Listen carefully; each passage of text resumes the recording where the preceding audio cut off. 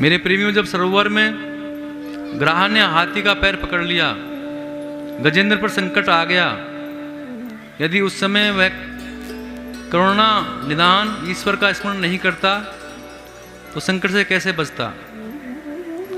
प्रभु के शरणागत होने से ग्राह को मुक्ति मिली। मेरे प्रेमियों, वह भगवान कण कण जर्जरे में समाया हुआ है। हरि व्यापक सर्वत्र समाना, प्रेम से प्रकट हुए में जाना। वो हर जगह व्याप्त है, पर उसे प्रकट करना पड़ता है।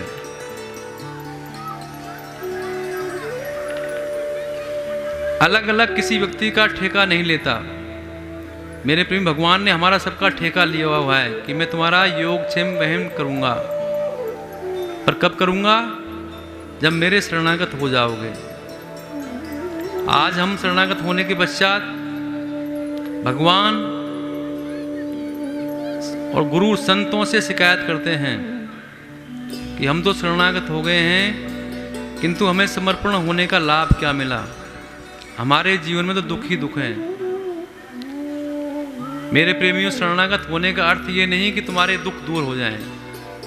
मैंने बताया कि आप सुख और दुख आपके किए हुए कर्मों का फल है, वो तो भोगना पड़ेगा। और वो भगवान शरणागति होने के बाद हमारे अंदर इतनी शक्ति, साहस, धैर्य प्रदान कर देते हैं कि हम बड़े से बड़े दुख को भी आसानी से झेल सकते हैं। पर उसके लिए प्रतीक्षा करनी पड़ती है। उसने भी प्रतीक्षा की, उसने पाया। सबरी ने प्रतीक्षा की। उनके गुरु ने बोला कि एक रोज तेरी कुटिया पर भगवान आएंगे, तो भगवान आए। पर कब आए? तब सबरी ने प्रतीक्षा की। उसने कभी सोचा ही नहीं कि भगवान नहीं आएंगे। 1 साल हो गए, 2 साल हो गए, 10 साल हो गए, 20 साल हो गए, कभी विचार नहीं किया। उसके मन में एक ही था कि भगवान आएंगे, मेरे गुरु ने बोला है, तो भगवान आए। वाल्मीकि जैसे हत्यारा भगवान का नाम लेने से, शरणागत होने से तर गया। मेरे प्रेमियों, हमें ग्रह से दूर नहीं होना है, बाबा जी नहीं बनना है। सिर्फ इतना करना है कि भगवान से बोलो कि भगवान तू मेरा है और मैं तेरा हूं। ऐसा बोलने में तो नुकसान नहीं है। न हमें बच्चे छोड़ने हैं, न घर छोड़ना है, न धन दौलत छोड़नी है। सब अपने पास रखना है और सभी कार्य करना है। इतना सोचने में ही तुम्हारा काम बन जाएगा कि भगवान तू मेरा है और मैं तेरा हूं। मेरे प्रेमियों, गोपियों ने क्या जप किया? गोपियों ने कोई तप नहीं किया, कोई योग नहीं किया, पर भगवान हर पल हर क्षण उनके साथ होते थे। उद्धव ने निराकार ब्रह्म की उपासना के लिए गोपियों को नाना तर्कों के माध्यम से समझाने का प्रयास किया कि वो किसी प्रकार कृष्ण को भूल जाएं। गोपियों ने स्पष्ट उत्तर दिया कि ये उद्धव, मन तो एक ही है और वो मन हमारा भगवान कृष्ण में चला गया और मन हमारे पास है ही नहीं। तो मेरे प्रेमियों, प्रेम तो हृदय का प्रसंग है। हर किसी से प्रेम नहीं हो सकता। मन अपनी इच्छा से चलता है। मन भगवान से जुड़ा होना चाहिए। हमारे मन को हम भगवान में लगा दें। देखो, मैंने पहले भी बोला था कि मन को बस में नहीं कर सकते। अगर आप मन को बस में करना चाहेंगे, प्रयास करेंगे, तो आप अपना समय व्यर्थ में गंवा रहे हैं। कोई ऐसे बोलता नहीं होगा, पर मैं बोल रहा हूं। मन को काबू करने की कोशिश नहीं करो, क्योंकि मन काबू में होगा नहीं। किसी का नहीं हुआ, मेरा तो नहीं हुआ, आपका पता नहीं। किसी का मन काबू में नहीं। उस मन की दिशा बदल देनी चाहिए। महापुरुष कहते हैं कि मन को काबू में नहीं करो, मन की दिशा को बदल दो। तुम्हारा मन गलत दिशा में जा रहा है तो वहां से उसकी दिशा घुमा दो। आपका मन सिनेमा देखने में जा रहा है तो अपने मन को मंदिर में ले जाओ, ये तो आप कर सकते हो, पर मन को काबू में नहीं कर सकते, मन को बांध नहीं सकते, मन को रोक नहीं सकते। कि मन की गति विद्युत की गति से भी तेज है। एक सेकंड में मन अमेरिका, रूस, जापान कहीं भी जा सकता है और एक सेकंड में वापस आ सकता है। तो मन को लगाए रखो, मन को खाली नहीं बैठने दो, मन को काम चाहिए, कुछ न कुछ करना है, सोचना है, तो उस मन को भगवान की भक्ति में, भगवान के सिमरन में लगा दो। मन को काबू नहीं करो, मन को भगवान के नाम में लगा दो। मेरे प्रेमियों, केवल सत्संग सुनने और शरणागति कहने से नहीं होगा, आपको इस पर अमल करना पड़ेगा, उस पर चलना भी पड़ेगा, उसको मानना भी पड़ेगा। यात्रा पूछने से पूरी नहीं होती, मार्ग पर चलना पड़ता है। तो आपको भी शरणागति स्वीकार करने के बाद शरणागति के नियमों का पालन करना पड़ेगा, तो ही उसका फल आपको मिलेगा। लेकिन हम सत्संग सुन लेते हैं, उस पर अमल नहीं करते। मेरे प्रेमियों, अमल करना ही कर्म है। यदि आप ऐसा करें, किसी चीज को मनन करने पर ही उसका लाभ मिलता है, केवल पढ़ने से ज्ञान नहीं हो सकता। कर्म का लाभ, धर्म का लाभ नहीं होता है जब तक हम उन बातों पर नहीं चलें, उन पर अमल नहीं करें। जैसे मैंने बताया कि शरणागति में 3 शर्तें भगवान ने लगाई हैं। सर्वधर्मान परित्यज्य, सभी उपाय धर्मों का त्याग, कर्तव्य कर्मों का त्याग। दूसरी शर्त भगवान ने लगाई कि मामेकम शरणम व्रज, सिर्फ मेरी शरण स्वीकार कर। अहम त्वाम पापेभ्यो मोक्षयिष्यामि मा शुचः, उसमें संशय नहीं कर। भगवान कहते हैं कि अगर आपने संशय कर लिया तो शरणागति नहीं है। शरणागति स्वीकार करने के बाद आपके मन में संशय, चिंता, भय, शोक रह जाए तो शरणागति नहीं है। जब हमारा कुछ है ही नहीं, सब कुछ हमने भगवान के अर्पण कर दिया, तो फिर चिंता क्यों, शोक क्यों, दुख क्यों, भय क्यों? भय दुख वहीं होता है जहाँ मेरा होता है, जहाँ मेरापन है वहीं दुख है, वहीं शोक है, वहीं भय है। जब हम सब कुछ भगवान के अर्पण कर देंगे तो सुख, दुख, चिंता, भय रहेगा ही नहीं। जब तक हम कर्म का अनुसरण नहीं करेंगे, परहित में नहीं लगेंगे, ईश्वर का स्मरण नहीं करेंगे, तब तक हमें किसी भी फल की प्राप्ति नहीं हो सकती।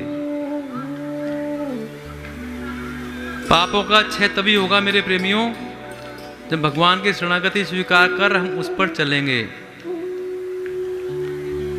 खाली बोलने से काम नहीं चलने वाला। कौरव और पांडवों को अस्त्र शस्त्र की दीक्षा देने वाले गुरु द्रोणाचार्य थे। द्रोणाचार्य शास्त्र और शस्त्र दोनों में पारंगत थे और कौरव और पांडव दोनों को शिक्षा दिया करते थे। एक दिन उन्होंने पाठ पढ़ाया, सत्यम वद, सत्यम वद प्रियम ब्रूयात्, धर्मचर, अहिंसा परमो धर्म, तमसो मा ज्योतिर्गमय। आचार्य ने सबसे पूछा कि बच्चों आपने पाठ याद कर लिया? सबने सर हिलाया कि हाँ कर लिया। सत्यम वद, धर्मम चर, अहिंसा परमो धर्म, तमसो मां ज्योतिर्गमय। शिष्यों की बात सुनकर द्रोणाचार्य प्रसन्न हुए, किंतु युधिष्ठिर जी चुपचाप बैठे रहे। गुरु द्रोणाचार्य ने पूछा, युधिष्ठिर तुम कुछ क्यों नहीं बोल रहे हो? युधिष्ठिर ने विनम्र भाव से कहा, आपने जो पाठ पढ़ाया है इसका प्रथम पद सत्यम वद वो मुझे याद नहीं हुआ है। द्रोणाचार्य ने कहा, सभी शिष्यों ने याद कर लिया है, तुमसे याद क्यों नहीं हुआ? तुम सबसे बड़े हो, ज्ञानी हो, फिर तुम्हें याद क्यों नहीं हो रहा है? युधिष्ठिर ने कहा, गुरुजी मैं सत्य बोल रहा हूँ, मुझे याद नहीं हुआ, मैं क्या करूँ, मुझे कुछ समझ में नहीं आ रहा। ऐसे करते करते 6 महीने निकल गए। 6 महीने के पश्चात द्रोणाचार्य ने युधिष्ठिर से पुनः पूछा, प्रश्न किया कि तुम्हें पाठ याद हो गया? युधिष्ठिर ने विनम्र भाव से उत्तर दिया, गुरुजी मुझे केवल एक शब्द याद है और वह है सत्यम वद। द्रोणाचार्य ने प्रश्न किया कि आगे की भी सुनाओ। युधिष्ठिर बोले कि आगे का मुझे कुछ भी याद नहीं, जब याद कर लूंगा तो बता दूंगा। द्रोणाचार्य बोले कि 6 महीने में तुम इतना भी नहीं कर पाए। युधिष्ठिर ने विनम्र भाव से बोला कि गुरुदेव, इन सभी शिष्यों ने तो तोते की तरह रटकर आपको पाठ सुना दिया और मैंने 6 महीने ये अनुभव किया है कि मैं सत्य बोल सकता हूँ या नहीं, धर्म पर चल सकता हूँ या नहीं। 6 महीने के अंतराल में मैंने कभी असत्य नहीं बोला और ना मैंने कोई धर्म के विरुद्ध आचरण किया। मैंने स्वयं अपने आप में अनुभव किया, यह पाठ याद हो गया है। शब्दों को रटने की अपेक्षा में इन वाक्यों को जीवन में उतारना चाहता हूँ। सभी को, मेरे प्रेमियों, सभी को मैं कह सकता हूँ कि अब मुझे याद हो गया है, पर युधिष्ठिर ने ऐसा नहीं किया। अपने जीवन में जो चीज़ उतारी वही बोली। 6 महीने में उन्होंने कोई असत्य भाषण नहीं किया, तब उन्होंने बोला कि मुझे याद हो गया है। आप सत्संग सुनते रहते हैं, कथा भागवत भी सुनते रहते हैं और सारी कथा आपको याद भी होगी शायद, पर मेरे प्रेमियों, कभी आपने अपने जीवन में उस कथा का सार, जो कथा का सार है, उसको उतारा अपने जीवन में? नहीं, हमने सिर्फ सुना, उतारा नहीं। पर मेरे प्रेमियों, सुनने से लाभ इतना अधिक नहीं होगा। कुछ तो लाभ होगा पर इतना अधिक लाभ नहीं होगा। सुनने के बाद उसका चिंतन मनन करना चाहिए। सत्संग का लाभ तभी होगा मेरे प्रेमियों, जब सत्संग की कई बातों में से आधी बात, चौथाई बात, 10वां भाग, 1% भी अगर आपके चित्त में बैठ गया, उसी दिन से आपको सत्संग का लाभ मिलना शुरू हो जाएगा। मैं नहीं कह रहा हूँ 100 के 100 आपके मन में जाए, अगर 1% भी आपने धारण कर लिया तो भी आपको उसका लाभ मिलेगा।